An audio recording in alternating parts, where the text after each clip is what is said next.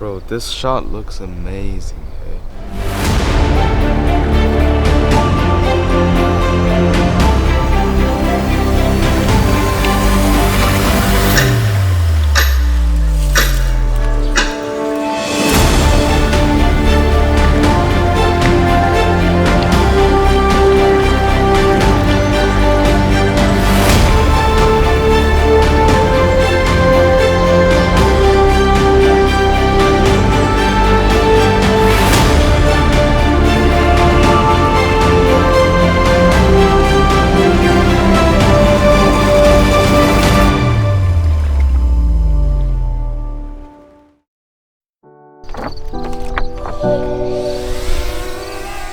Your drone shot looks boring, and here are the ways where you can just add some little tweaks and little changes, and your result is just gonna turn out a whole lot better.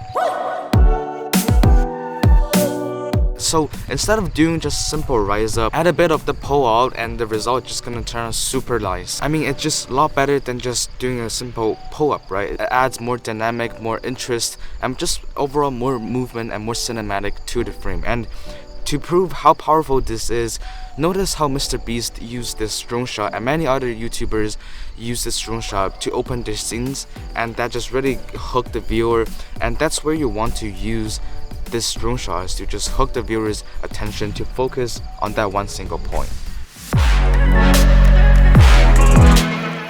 Now the next shot is also kind of with the same technique, but instead of just pushing in at a really low level, try to high up a bit and then go lower and pushing in at the same time, and that just helped the viewer to also kind of narrow down to the subject, and the viewer just feel more connected and more included into the story, into the frame. So if you haven't realized at this point already, these shots are basically the opposite of each other.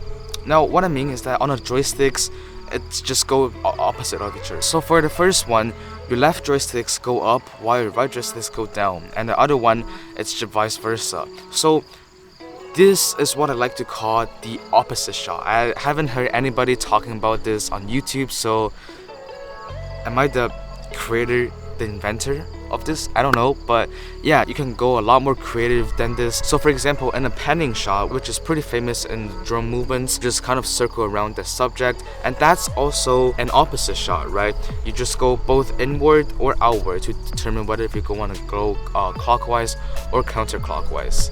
Hold on, I think I just... Hold on.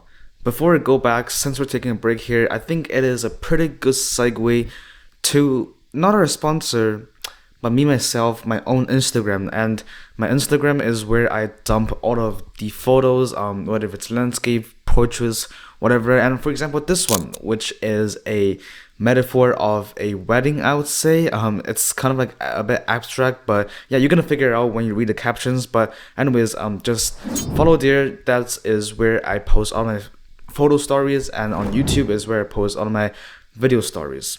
And now let's get back to the video. Okay, I think this should work right now, but can you actually hear me? Because the crickets are kind of loud. So yeah, anyways, what I was trying to say is that please don't be limited by the joysticks. You can do a lot more creative stuff, more movements with the tilt of the gimbal of the camera. So maybe when you're doing the first opposite shot, add a bit more of the tilt down so that the viewer can still focus on the subject while you're pulling out. So rise out, lower in, and either of the pan are 3 or 4 of my all-time favorite drone movements. I try to do these all the time when I'm in the air. They're definitely one of my favorite. And if you've been watching all of my cinematic drone sequences, you know that I use them all the time, because I just go up there and I search for an object that could kind of work with either of these drone shots, because they just turn out super nice in any situations. So yeah, these are some little tweaks that you can do to your boring movements that just gonna turn out this super cinematic. And yeah, if you found this video helpful, make sure to subscribe and leave a comment down below about what is your favorite drone shot movement that you do on the air. But when you're equipped and finished shooting all of these drone movements, I think it's better for you to go watch this video where I explain how to get the most out of your drone footages. So I'll see you over there.